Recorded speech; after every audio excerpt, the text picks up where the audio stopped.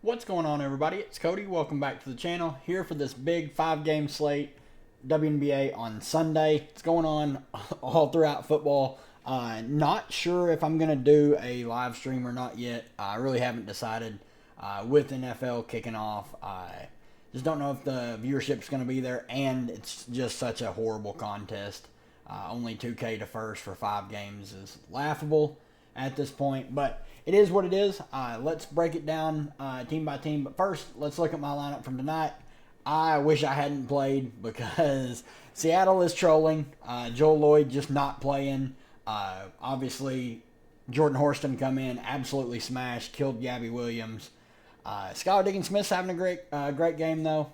BG, I mentioned how high I was on her. She's been fine. Phoenix is just awful. Like, they're bad. It's laughable how bad they are, how bad they've been playing of late. They're just getting blown out by pretty much everyone they play when they're fully healthy. I don't know. I don't know what to expect. But I donated tonight. It happens, so it is what it is. Let's look at the odds for these 5 games, and then we'll go team by team and break it down. Minnesota at Washington. Minnesota's 8-point favorites, over under 161.5. Atlanta at Indy. Indy's is 6.5-point favorites, over under 169.5. Las Vegas at New York. New York are 4-point favorites, over under 168.5.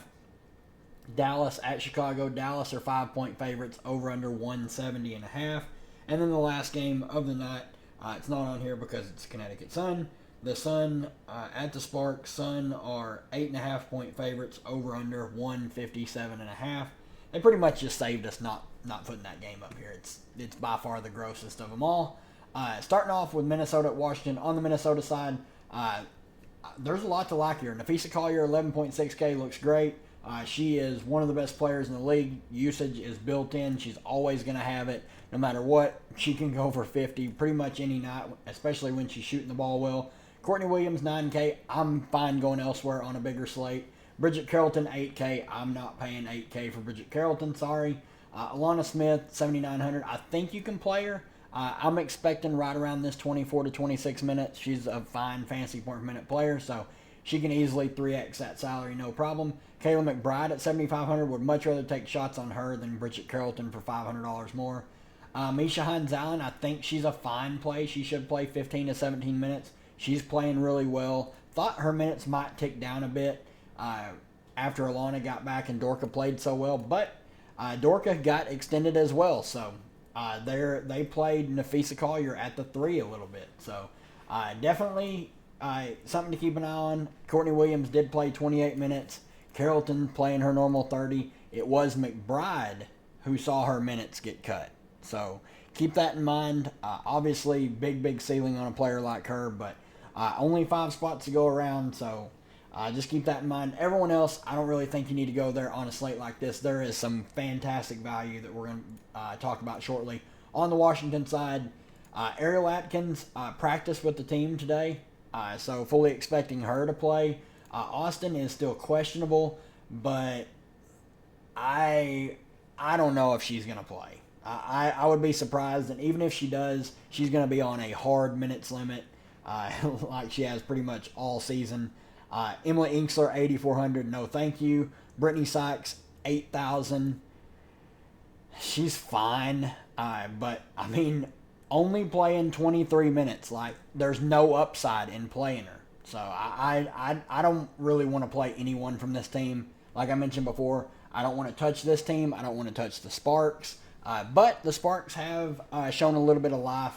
When they don't get blown out, they're going to play a decent rotation. Washington is winning games and still playing the bench more than the starters. So not a lot I really like on Washington. Atlanta at Indy, this game should be awesome. Should be a lot of points scored. On the Atlanta side, we know where the offensive production is going to come from. We know where the minutes are going to be. It's going to be with the 5 starters. They are just running these 5 into the ground. Obviously, the game went to overtime, so 45 possible minutes. Nas played 36 of them. She had a great game, 18 real-life points. I'm not expecting that again, but she's firmly in play at 7,200. Jordan Canada, 8,500, looks solid. Alicia Gray, 9,100, looks solid. Ryan Howard, 10.3K, looks solid. We know the upside is there with her if the shot's falling. She is just taking a ton of shots. She played every second of the game against Dallas. They're trying to get that last playoff spot. Obviously, with the news we're going to talk about with Chicago here in just a bit, I fully expect Atlanta to get it. But Ryan Howard's just playing massive, massive minutes. Same with Tina Charles, played 40 of a possible 45 minutes. At her age, I don't know how long she can physically do it, playing this many minutes. But, I mean, there's not many more games left and then the playoffs start, so they may just have to ride her until she has a blowout. I mean, there's just not much else. They don't have any other options, really. So I like Tina Charles. Price is getting up there, though, right at $11K. On the Indiana side, Caitlin Clark is the highest price play on the slate. If you want to play her, I have no issues with it. I would have interest if Asia Wilson was to miss. But if Asia Wilson plays, she is cheaper than Caitlin Clark. There is 0% possibility that I'm going to play more expensive Caitlin Clark over Asia Wilson. I just won't. That's just me. Leah Boston, 10.6K, perfectly fine as a tournament play. Same with Kelsey Mitchell. Melissa Smith, 7,400.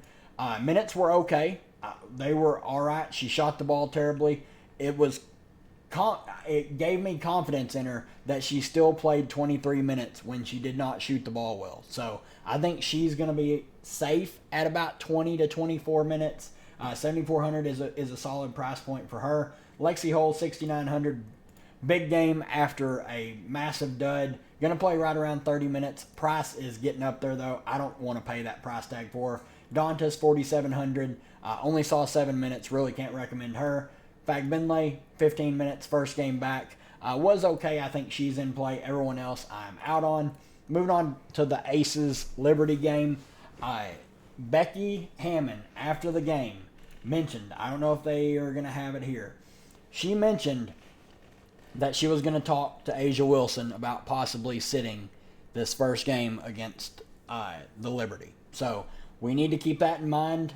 It is not the same start time as Locke, and that would change the entire slate. You would want at least one, if not both, Kelsey Plum and Jackie Young. Just a ton of usage to go around. Obviously, if Asia plays, New York is the best at limiting her. They'll double her and force someone else to beat them.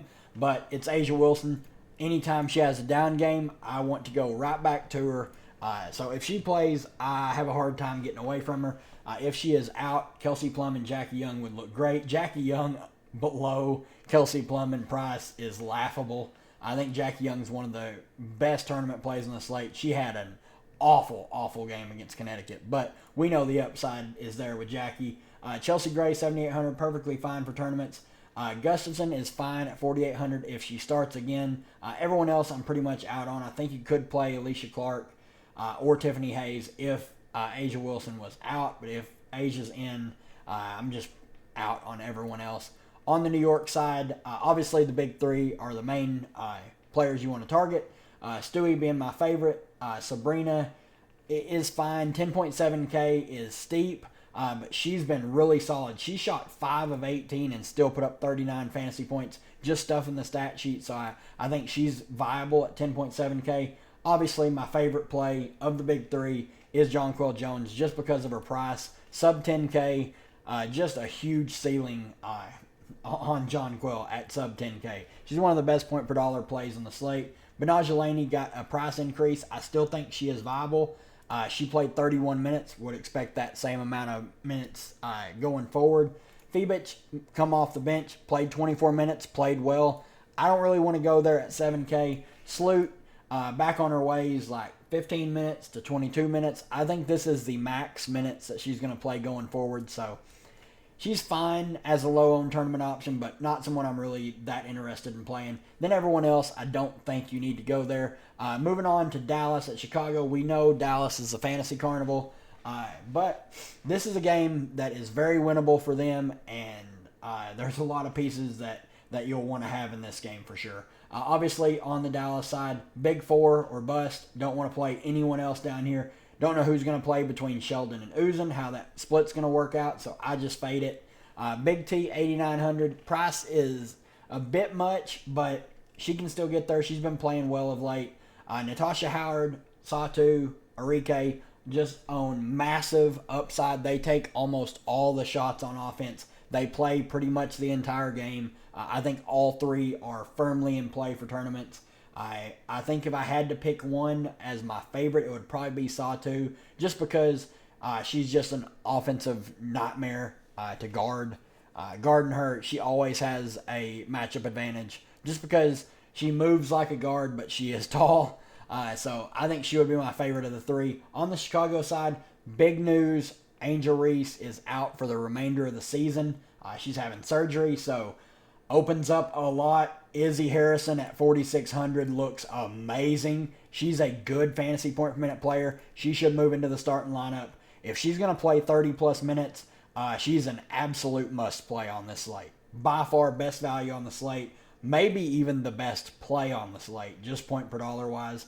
Would expect Bree Turner to get dusted off, but she is an awful fantasy point per minute player. Even if she plays 15 minutes off the bench, she may not score 5 fantasy points. She has 0 offensive ability, really just out there to grab rebounds and kick it out. But unlike when she was on Phoenix, she does not have that many scorers around her, so she's not going to get very many assists. So even if she was to start for some reason, I would have minimal interest just because her floor is just so low. I can't imagine them starting her over Izzy, though. So Izzy's going to be my favorite value play on the slate by a lot.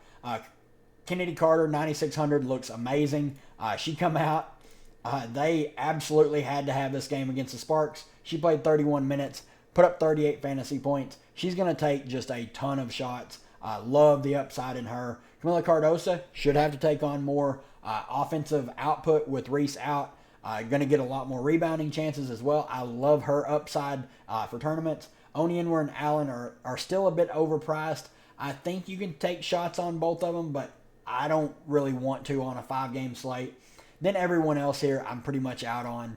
Moving on to the last game, not a lot I'm going to really like in this game. On the Connecticut side, it's like one and done. You can take shots. The Sparks are terrible on defense.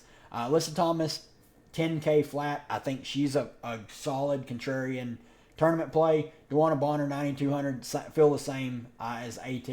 Bree Jones, 8,600. I love this spot for her. Dejanay Carrington, 8,200. Plays the safest amount of minutes for all the guards. I think she's in play. Marina Mabry, 7,900. Prefer her to Ty Harris.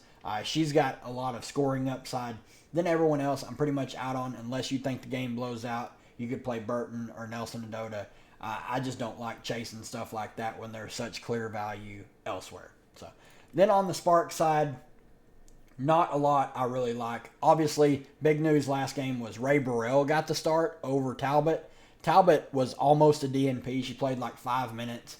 If Burrell was to start again at 6,100, she would look solid. She's a good defender, and she's a good three-point shooter. So she has some upside. I probably would prefer her over everyone else on the team. I think you can play Zura Stevens. Minutes are just super inconsistent with her. Only 21 minutes last time out, still put up over a fantasy point per minute. I like the upside on her if the minutes are going to be there. Odyssey Sims, 8,100. Minutes were down this last game, but they've been solid, and Ari McDonald is questionable, so could be an uptick in minutes for Sims. Rakia Jackson, 8,300. Fresh off a solid game, even though she shot 5 of 13. Usage is always going to be there for her. I think she makes for a solid tournament play. And then Dearica Hamby is sub 10K. So I think there's a reasonable shot. She's a reasonable tournament play, in my opinion. Minutes have been ticking back up. She's been shooting the ball a little better. She always gets the peripheral stats. So I think she's a fine tournament play. I just would not have more than one player out on this last game. I don't think it's going to be a game you want a lot of exposure to or a lot of pieces as a late night hammer. I would just much rather target this Dallas-Chicago game and use it as your late night hammer. But that's going to do it for me, guys. I hope you guys have had a great day. I've been just loving watching college football, lounging around. But tomorrow we got NFL. I'm still deciding on a live stream. I'll get with the guys in the Discord, see what they think. But if I do it, I'll see you tomorrow. If not, I'll see you in the next one of these. But good luck to everybody, and we'll see you for the next one.